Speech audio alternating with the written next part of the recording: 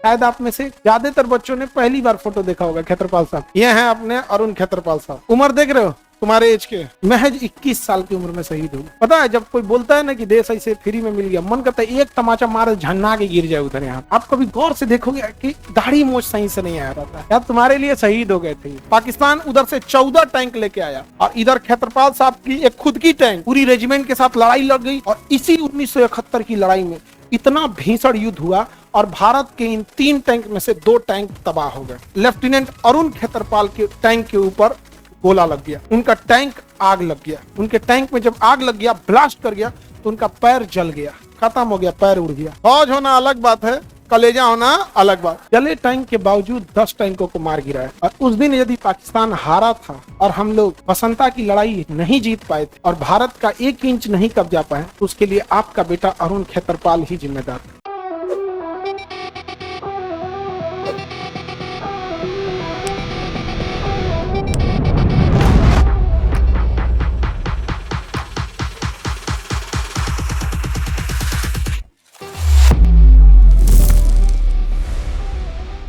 उन्नीस सौ 71 की लड़ाई में पाकिस्तान यहाँ हार गया कि नहीं हार गया? हारा कि नहीं हारा? 71 की लड़ाई में क्या हो गया था? हार गया था। कितने हजार से यहाँ पे भारत के कितने लोग, सब छोड़ो, यहाँ भारत के कितने थे? 120 और उधर 6000 हार गया। और इतना ही नहीं, टैंक छोड़ के भाग गया सब। और यहाँ पर पाकिस्तानियों ने कितना सरेंडर किया? वर्ल्ड रिकॉर्ड है दुनिया में सबसे ज्यादा सरेंडर करने वाली फौज कौन है? पाकिस्तान। फौज होना अलग बात है, कलेजा होना अलग बात। उसी 1971 की लड़ाई में, उसी 1971 की लड़ाई में, अब ध्यान से समझना इस चीज को। यहां पर एक जगह है सरगोदा, पाकिस्तान में सरगोदा एक जगह है। तो जब विभाजन हुआ तो इधर देखो सब लोग ध्यान से, पाकिस्तान में नहीं दिखेगा, इधर नक्शा में देखो। यहां से जब विभाजन हुआ तो बहुत सारे लोग पाकिस्तान से इंडिया आ गए और इंडिया से बहुत सारे लोग पाकिस्तान चले। तो पाकिस्तान की इसी सरगोदा से एक फैमिली आके पूना में बस गई थी, एमएल खेत्रपाल। ये आके बस गए, इंडियन आर्मी में भी शामिल हुए हैं। जब फौज में शामिल हुए तो खेत्रपाल साहब फौज में शामिल हुए और बहुत अच्छे अफसर थे। इनके बेटा भी फौज में आए, और इनका बेटा बहुत कम एज में सिलेक्शन हो गया। एनडीए में सिलेक्शन होता है 17 साल पे, 17-18 साल में एनडीए में सिलेक्शन हो जाता है। ट्रेनिंग कंप्लीट हो गई, 4 साल में ट्रेनिंग कंप्लीट हो गई, 21 साल एज हो गया। क्या हो गया? 21 साल के रहने वाले थे अरुण खेत्रपाल, लेफ्टिनेंट अरुण खेत्रपाल को टैंक रेजिमेंट मिला, 17 पूना हॉर्स टैंक रेजिमेंट मिला। और इन्हें सेंचुरियन टैंक दिया गया था टैंक लड़ने के लिए। सेंचुरियन टैंक इन्हें दिया गया और सेंचुरियन टैंक पे लड़ने के लिए कौन गए? अरुण खेत्रपाल। और अरुण खेत्रपाल साहब उस समय इनकी एज थी 21 साल। 21 साल की एज में ये अपने टैंक को लेकर यहाँ पे बढ़े। यहाँ बसंता एक जगह है, यहाँ पे सेक्टर है पंजाब में, इस एरिया में। और पाकिस्तानी टैंक इधर से घुस गई और इनके पास 3 टैंक थे। उन तीनों को ये कमांड कर रहे थे, तो 2 अंत थे और एक इनका कमांड कर रहा था। 3 टैंक लेके ये पंजाब से लड़ाई लड़ने के लिए उतर गए मैदान में। और उधर से पाकिस्तान के पास बहुत, उस समय दुनिया का सबसे बेस्ट पैटर्न टैंक था। पाकिस्तान उधर से 14 टैंक लेके आया और इधर खेत्रपाल साहब की एक खुद की टैंक और 2 और टैंक थे। पूरी रेजिमेंट के साथ लड़ाई लड़ गई और इसी 1971 की लड़ाई में इतना भीषण युद्ध हुआ और भारत के इन 3 टैंक में से 2 टैंक तबाह हो गए। 2 टैंक तबाह हो। अब बच गए कौन? अरुण खेत्रपाल, उम्र 21 साल। और लेफ्टिनेंट अरुण खेत्रपाल के टैंक के ऊपर गोला लग गया, उनका टैंक आग लग गया। उनके टैंक में जब आग लग गया, ब्लास्ट कर गया, तो उनका पैर जल गया, खत्म हो गया, पैर उड़ गया। इनके कमांडर ने आदेश दिया कि अरुण अबेंडन द टैंक, मतलब टैंक को निकलो, अबेंडन करो, छोड़ो टैंक को, तुम्हारे टैंक में आग लग गया है। तो लेफ्टिनेंट अरुण खेत्रपाल की आखिरी आवाज थी, I will not leave my tank, my main gun is still working. मेरी मेन गन जो है अभी भी काम कर रही है। मेरा टैंक का पिछला हिस्सा उड़ गया लेकिन मेरा टैंक अभी भी काम कर रहा है। और लेफ्टिनेंट अरुण खेत्रपाल ने इन 14 में से 10 टैंक को उड़ा दिया, 14 में से 10 टैंक को उड़ा दिया यहाँ पर। लेकिन पाकिस्तानी एक टैंक था, क्योंकि उनकी संख्या ज्यादा थी, इधर एक ही बच गए थे, उधर 14, तो संख्या बहुत मायने रखती है। तो वहां से पाकिस्तानी एक अधिकारी था नासिर, उसका नाम था नासिर। उसने अरुण खेत्रपाल के टैंक के ऊपर मार दिया गोला और अरुण खेत्रपाल का पूरा टैंक का चिथड़े उड़ गए, पूरा चिथड़ा उड़ गया, उनका बचे नहीं वहां। शहीद हो गए वहां। इतने कम उम्र में शहीद हुए, उन्हें मरणोपरांत परम वीर चक्र दिया गया, परम वीर चक्र। और वह निर्णायक लड़ाई थी कि पाकिस्तान वहां से आगे नहीं बढ़ सका, पाकिस्तान वहां से आगे नहीं बढ़, और इधर पाकिस्तान सरेंडर कर गया, बाद में समझौता हो गया, युद्ध विराम हो गया, युद्ध विराम हुआ। और यहाँ के घर के लोग बड़ा खुश थे। अरुण खेत्रपाल की माँ जिस दिन युद्ध में जा रहे थे उस दिन कंधे पे हाथ रख के कही थी, बेटा बहादुरों की तरह लड़ना और जंग में जीत हासिल करके आना, खानदानी वो तुम वो। तो जब अरुण खेत्रपाल के पास 2 दिन बाद एक खत आया और कहा, उसमें लिखा था कि आपका बेटा शहीद हो गया, हमारी संवेदनाएं स्वीकार करें। यहाँ पर अरुण खेत्रपाल 21 साल में शहीद होने वाले, इतने छोटे उम्र में परम वीर चक्र पाए थे। जब वो एनडीए में ट्रेनिंग कर रहे थे, उन एनडीए में दीवालों पे जो परम वीर चक्र जो वीरता से लड़ा होता है तो उनका तस्वीरें लगी होती है, तो उन्हें दिखाया गया था कि देखिए हमारे रेजिमेंट में इन्होंने परम वीर चक्र लाया था। तो उस समय उनकी एज 19 साल थी जब उन्होंने ये बोला था कि अपने रेजिमेंट में अगला परम वीर चक्र मैं लाऊंगा, और उन्होंने अगला परम वीर चक्र लाया है, लेकिन अपने खून से सना हुआ लाए थे। इतने बहादुर थे अरुण खेत्रपाल। उनका परिवार भारत से जन्मा नहीं था, अखंड भारत का हिस्सा थे, लेकिन विभाजन के बाद वो सरगोदा से कहाँ आए थे, भारत में आए थे। अब लेफ्टिनेंट अरुण खेत्रपाल हो गए, 71 हो गया। 20 सालों के बाद 20-25 साल के बाद अरुण खेत्रपाल जी के पिताजी एमएल खेत्रपाल अपने पैतृक आवास गए थे, पैतृक गांव घूमने के लिए, कि मेरा अपना गांव कैसा होगा पाकिस्तान में, क्योंकि समझौता हो गया, कैसा होगा मेरा अपना गांव। तो ये तो ब्रिगेडियर थे उस समय, ये ब्रिगेडियर बन गए थे, तो गए तो वहां, क्योंकि स्टेट की ओर से गए थे, इंडिया के डेलीगेट बन के गए थे, तो वहां से पाकिस्तान की आर्मी भी ले गई थी उनको दिखाने के लिए, ये आपका गांव है, ये गांव है। तो उससे ना एक ब्रिगेडियर आए मिलने के लिए, किनसे मिलने आए, एमएल खेत्रपाल, अरुण खेत्रपाल जी के पिताजी से।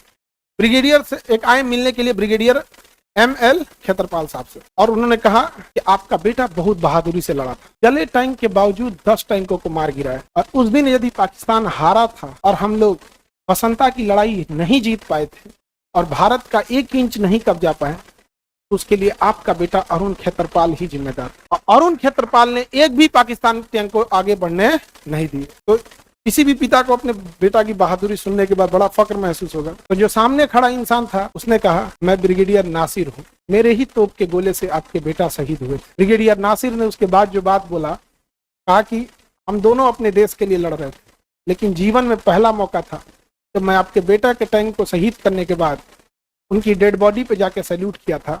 एक 21 साल का लड़का इतनी बहादुरी से लड़ सकता है। ये कौन थे हमारे अरुण खेत्रपाल। और आज की जनरेशन, इन लोग को फ्री में देश मिल गया है ना, फ्री में देश मिल गया है, इनको कुछ समझ में नहीं आ रहा। रौंद के तार तार कर दिया यहाँ पे, नेताओं ने देश को रौंद दिया यहाँ किसी इंसान के यहाँ पे। उसके बाद दोनों, वो भी ब्रिगेडियर सामने, ये भी ब्रिगेडियर, दोनों कुछ समय के लिए चुप हो गए, क्योंकि फौजी अपने देश के लिए लड़ रहा हो, उसे आदेश का मोहताज होता। नम आंखों से दोनों लौट के आ गए। आज भी पाकिस्तान के लोग ब्रिगेडियर नासिर से जब पूछते हैं तो कहता है कि युद्ध होती है, लेकिन 21 साल की उम्र का लड़का का ठीक से दाढ़ी मोछ नहीं आया, और टैंक जल चुका था, आधा पैर कट चुका था, केवल सांसें चल रही थी, लेकिन 10 टैंक मार के गिरा दिया। वो 1971 की लड़ाई। और आज हम लोग को देखो, हम बढ़ चुके हैं जातियों में, अपने धर्मों में, अपने राज्य में। हमारा राज्य आगे, तुम्हारा राज्य आगे। कभी सोचे हो हम लोग कहाँ बिखर के खत्म हो गए हैं? समझे, तुम्हें ज्यादा पीछे जाने की जरूरत नहीं है। अंग्रेज ऐसे ही तोड़ के राज किए थे और ऐसे ही तोड़ के आज पॉलिटिशियन राज करते हैं। बहुत आंसू, बहुत शहीद, बहुत खून बहाया गया है इस देश के लिए, और यूं ही जो मिल गया है आजकल के लोगों को, तो कोई कह देता है कि देश 2010 में कि 14 में आजाद हुआ। ये क्या कर रहे थे? 1971 में 21 साल की उम्र का इंसान शहीद हो गया। क्या इस शहादत पे मजाक नहीं है? अरे तुम शहादत का इज्जत नहीं कर सकते हो, मत करो, लेकिन धरती पर बोझ इंसान, कम से कम मजाक तो मत उड़ाओ इन लोगों का। 21 साल की उम्र में तुम लोग, लगभग आप में से ज्यादातर बच्चे 20-21 के होंगे, ये उम्र होती है शहीद होने की। और सोचो, आदेश दिया गया है क्या चीज, छोड़ दो टैंक, लेकिन इंसान ने नहीं छोड़ा। आज भी अरुण खेत्रपाल साहब को, आज भी, हम जब ओटीए गया में गए थे तो रात में जब हमको वहां सबको एक जब गेस्ट बन के जाएंगे तो एक बंगला दिए जाए, रात में हम उठ के, जहाँ अरुण खेत्रपाल साहब का बना हुआ है वहां पे, रात को हमको आज भी याद है कि परमिशन लिए कि हम थोड़ा टहलना चाहते हैं, जाके वहां बैठे थे कई घंटे तक। अरुण खेत्रपाल साहब का जहाँ बना हुआ है, जो सबका यूनिट बनी रहती है, वहां बैठ के इतना, मतलब उस अंधेरा रात में उनके नीचे बैठ के वहां पे इतना सुकून फील हो रहा था ना। ये लोग हैं जिन्होंने हमारे देश के लिए अपनी खून दिया है, और आज हम जनरेशन वाले हैं। आप भूल नहीं जाइए इस चीजों को, इसलिए हर बैच में हम ये बातें बताते हैं। हमारे ऊपर बहुत एहसान है उन लोगों का, इसलिए अपनी याद रखिएगा। जब आपको लगे कि आपको फ्री में देश मिल गया है और कोई कहे कि देश आजाद बाद में हुआ है, तो उसको ये बात बताइएगा कि 21 साल की उम्र में जब तुम चरस और गांजा फूकती थी ना, तो अरुण खेत्रपाल शहीद हो गया था, और बात बोलती हो कि देश आजाद हुआ है बाद में। मेरी बहनिया की बात कर रहा है। अरुण खेत्रपाल साहब का टैंक, ये सेंचुरियन टैंक था, और मार के ऐसे टैंक को उड़ा दिया गया था पूरा। टैंक के अंदर खुद की बारूद होती है, और ये ऊपर का हिस्सा को टैरेट बोलते हैं, ये घूम जाता है 360 डिग्री टैरेट।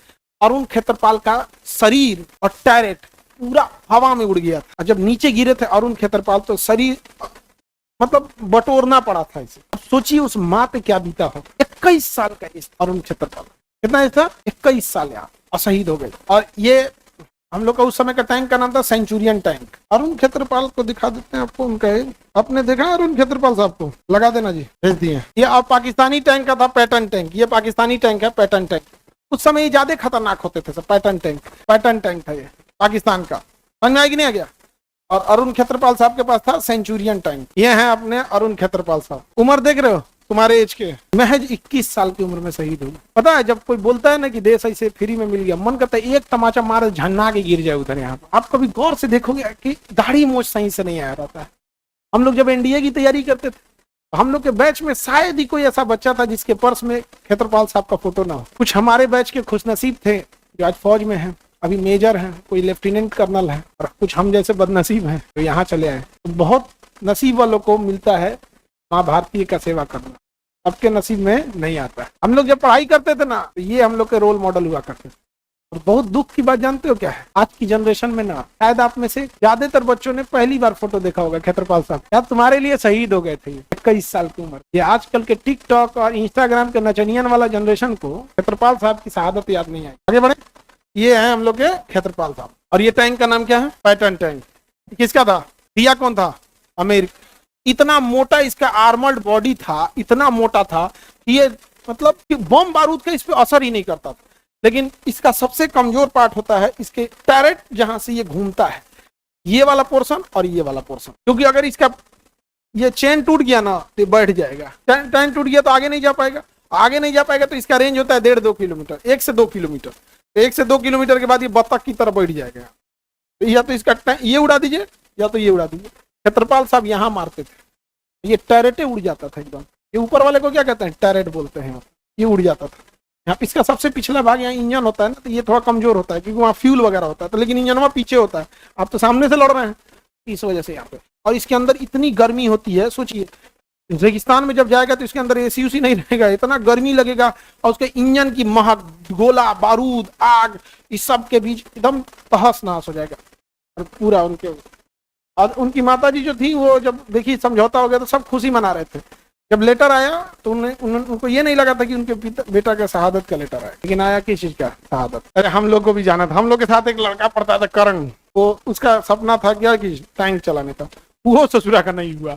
वो जाके लड़ गया, मतलब नहीं होता इंटरव्यू में किसी बात पे आर्गुमेंट कर लिया यहाँ पे, तो उसका भी नहीं हुआ। हम लोग के साथ बहुत थे लोग, कुछ का हुआ कुछ का नहीं हुआ। आधे से ज्यादा लोग आपको शायद खेत्रपाल साहब को ना पहचान। ये दुर्भाग्य इस देश का। हम लोग गांव में थे ना, तो हम लोग फोटो में रखते थे पर्स में, तो इनको हम लोग खेत्रपाल साहब बोलते थे। फौज का रूल है कि आप सर बोलिए या सीनियर को साहब बोलिए, जैन साहब, समझे गया। अमूमन जैसे ड्रेस में रहते हैं, वेल ड्रेस में सैल्यूट करते हैं लोग, सर जैन सर। और अगर मान के चलिए ट्राउजर में है, पीटी शूज पे है यहाँ पे, तो अमूमन लोग ऐसे जैन साहब या साहब जी, हम लोग यहाँ साहब बोलते थे इन लोग को। तो एक आदमी ना अपने गाँव में बोला कि बबुआ के तू लोग साहब का है बोले लोग। उनको लगता था कि ये किसी हम लोग के दोस्तों का बीच का है। यहाँ पर हम लोग उसको ना फ्रेम वो फोटो में निकलवा दिए थे, ऐसे फोटो पर्स में कैसे फोटो रखते हैं यहाँ पर, तो निकलवा के रखते थे।